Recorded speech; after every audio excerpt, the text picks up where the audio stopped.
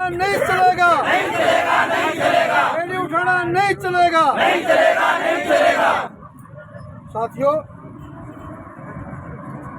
आज हमारा जो धरना है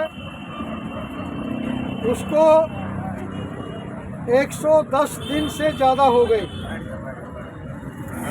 110 दिन से हम लोग इसी फुटपाथ पर रहते हैं। 110 दिन से बहुत सारे साथियों ने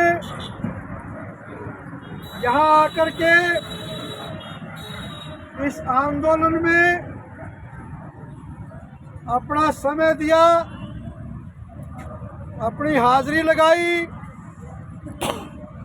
उन सब साथियों का योगदान वो पूरे गुड़गांव में 70,000 जो रेडी लगाकर अपना परिवार पालते हैं, उन सब के जीवन को बेहतर करने में उनका योगदान है।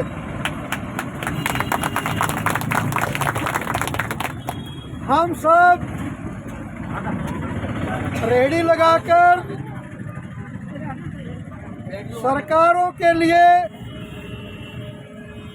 बहुत बड़ी सिरदर्दी कम करते हैं। सरकारें रोजगार के अवसर नहीं दे सकती, सरकारें आम आदमी की जिंदगी में बेहतर दिन नहीं ला पाई। सरकारें 77 साल से फेल हैं। उनमें किसी की पार्टी की भी सरकार आई हो, उन्होंने आम इंसान की जिंदगी को जीने लायक नहीं छोड़ा। ऐसे संकट में आप लोगों ने कोई गलत रास्ता नहीं अपनाया। आप लोगों ने अपने परिवार चलाने के लिए एक ईमानदार रास्ता चुना। आपने रेहड़ी पटरी फेरी लगाकर इन सरकारों की नाकामी को ढका है। दुनिया में रेहड़ी पटरी लगाने वालों की संख्या भारत में सबसे ज़्यादा है।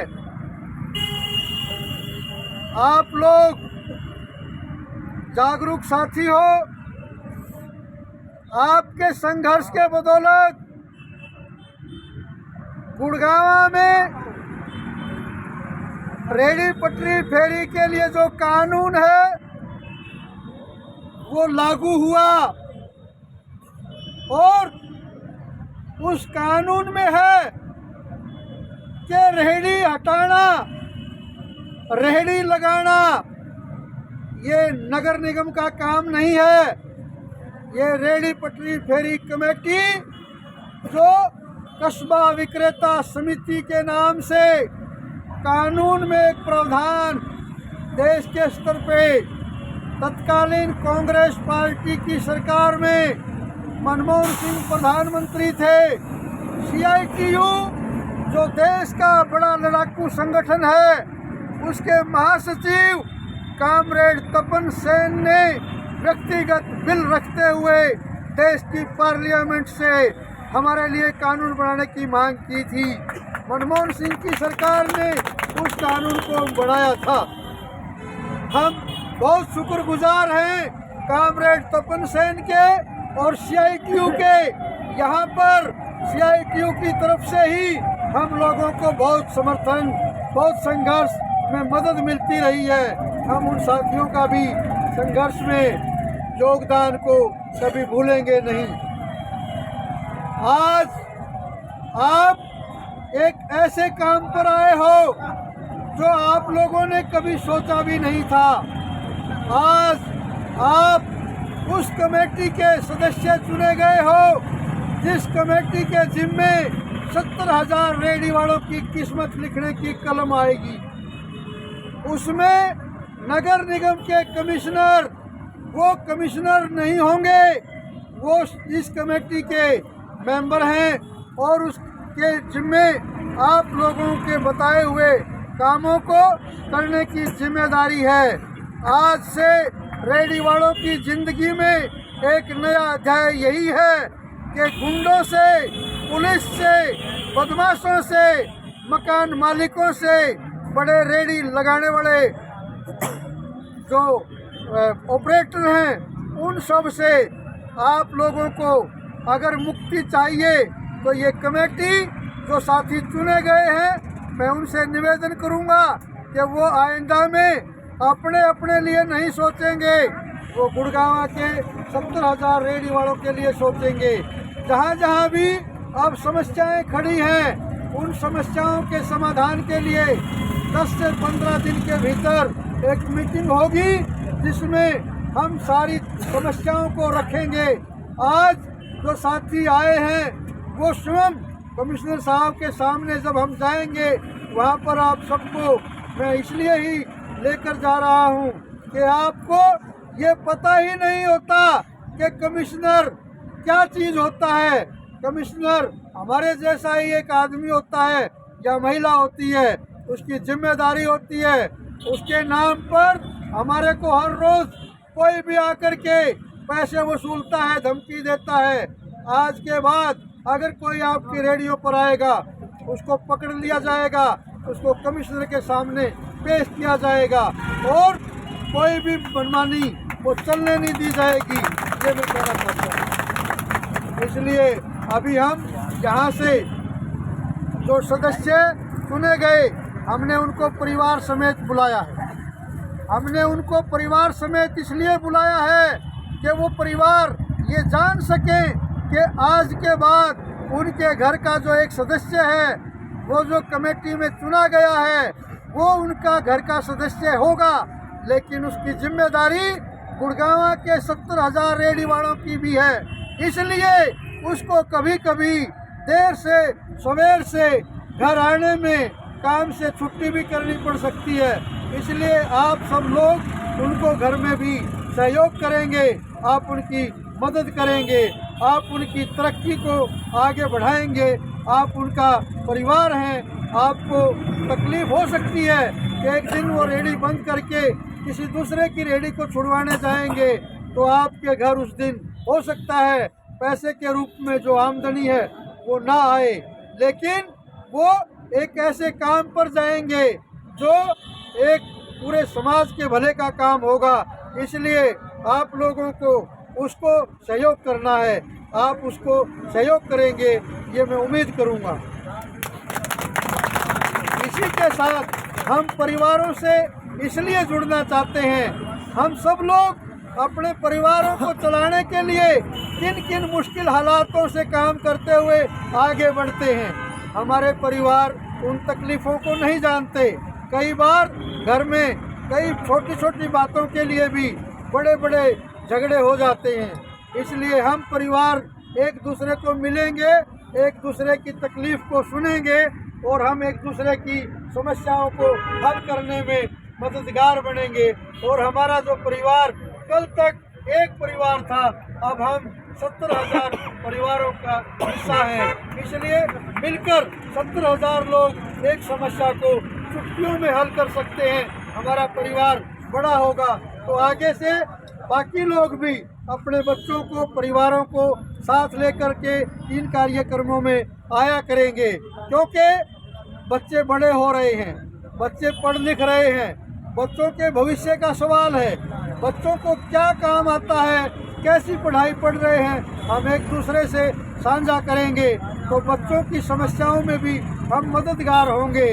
हमारे पास अलग अलग संगठन हैं, जैसे किसी बच्चे की रुचि नाटक में है, फिल्म में है, गीत में है, डांस में है, विज्ञान पढ़ने में है, साइंस के आविष्कार करने में है, उनको यहाँ पर हमारे जो अलग संगठन है जो विज्ञान को प्रोत्साहन देते हैं, ज्ञान विज्ञान समिति जिसका नाम है, उसमें 6ठी क्लास से लेकर के और आगे जितने भी पढ़ाई करते हैं बच्चे, उनको हर साल हम जोड़ करके उनकी पढ़ाई कराते हैं। इसलिए वो जो परिवार आएंगे तो यहाँ पर वो सीखेंगे, समझेंगे और अपने बच्चों को उनकी रुचि के अनुसार आगे बढ़ाएंगे। अन्यथा हम रेडी लगाते हैं, हम अपने बच्चों को नई चीज़ सीखने नहीं देते, उनको रोकते हैं। उनके पंख जो हैं वो हम पहले ही कमज़ोर करने की कोशिश करते हैं। एक बड़ा परिवार जो होगा उसमें उन बच्चों की पंखों को हम और उड़ान देंगे और वो बच्चे हमारी इस मेहनत के बलबूते आगे बढ़ते हुए देश के अच्छे नागरिक बनेंगे और वो देश के लिए काम करेंगे। इसलिए हम सब ने अपने अपने परिवारों को भी आगे से दूर नहीं रखना, अपने साथ रखना है और मिल कर के चलना है। और विशेषतः जो चुने हुए साथी हैं, आज उन्होंने अच्छी शुरुआत की है, वो अपने बीवी बच्चों को साथ लेकर आए हैं। इससे ये भी पता चलता है कि आप परिवार के रूप में, एक संयुक्त परिवार के रूप में आप एक दूसरे के साथ, एक दूसरे की तकलीफ में साथ खड़े होते हैं।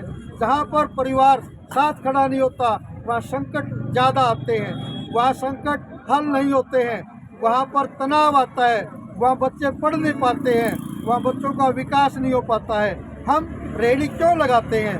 रोटी कोई भी दे देगा, रोटी के लिए कहीं पर चले जाओ लाइन की लाइन लगती है। केवल रोटी नहीं चाहिए, हम काम को केवल रोटी के लिए नहीं करते, हम काम को इज्जत, मान और सम्मान के लिए करते हैं। जैसे एक रेडी वाला साथी अगर अच्छी कमाई करता है तो उसकी ससुराल में तारीफ जाएगी, हमारे दामाद जी बहुत अच्छा कमाते हैं। तो ये जो बात है ये उस रेडी से आती है। उस रेडी में वो जो पत्नी है, जो पति है, वो जो समय लगाकर, मैं देखता हूँ कई साथी बहुत मेहनत करते हैं, उनकी पत्नियाँ रात भर जाग करके वो पपड़ी बेलती हैं, वो पूरी बेलती हैं, वो सब्जी बनाती हैं। वो इस घर को चलाने में एक पहिए के तौर पर, एक गाड़ी में जो पहिए होते हैं उन पहियों के तौर पर वो अपने को खपाती है। तो उसका भी एक स्वतंत्र वजूद है, उसका भी एक मान सम्मान है, उसको भी इज्जत दें। हमारे साथी कई बार औरत है, इसको ये नहीं होना चाहिए, औरत है, इसको इधर नहीं होना चाहिए, ये जो भावना है ये लागू करते हैं तो हम अपने बच्चों को भी रोकते हैं। बेटी है इधर जाएगी, बेटी है उधर जाएगी, नहीं, हमको ये देखना है बेटी है ये आसमान में जहाज उड़ाएगी, इसलिए इसको वो हौसला दिया जाए जो ये जहाज उड़ाने में कामयाब हो। आगे से हम ये सब चीज़ें सोचेंगे, आगे से हम ये सब चीज़ें करेंगे। अब हम यहाँ से ऑटो पकड़ के नगर निगम कार्यालय जो सेक्टर 34 में है, जहाँ कमिश्नर साहब मिलेंगे, वहाँ हम पहुँचेंगे। सभी साथी ईमानदारी से यहाँ से चलेंगे, वहाँ कमिश्नर साहब के साथ इन साथियों की सबकी जो जाएगा वो फ़ोटो ली जाएगी। आप अपनी अपनी रेडियो पे वो फ़ोटो लगा कर रखना। जो लोग आपके पास आते हैं, जो आपको अवैध बताते हैं, जो आपकी रेडी को उठा ले जाते हैं, उनको वो फ़ोटो दिखेगी तो उनके दिमाग में भी ये बात आएगी कि अब इतना आसान नहीं है रेडियो को उठाना, और वो इस बात को महसूस करेंगे और ये आपके लिए एक मदद होगी और ये एक यादगार पल भी होगा। किसी रेडियो वाले साथी ने ये सोचा भी नहीं होगा कि वो खुद अपनी किस्मत लिखेगा, ऐसे कोई कानून होगा, ऐसा कोई समय आएगा कि उसकी बात को सुना जाएगा।